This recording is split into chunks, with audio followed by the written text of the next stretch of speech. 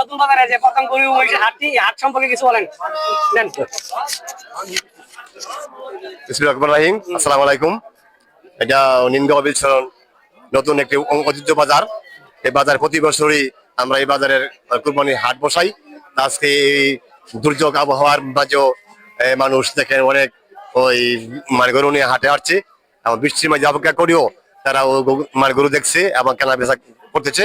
ইনশাল্লাহ গরু বাজার সুন্দর হবে এবং আগামী বুধবার এই বাজার শেষ বাজার এবং সুন্দরভাবে এই বাজারটা জমবে এবং কেনা ওই ক্রেতা বিক্রেতা যেহেতু মানে গ্রামের অঞ্চলের বাজার, এই বাজারে সবাই মানে যারা গরু নিয়ে আসে তারা বিক্রি করতে গেলেও তাদের সুবিধা, যারা ক্রয় করে তাদেরও সুবিধা।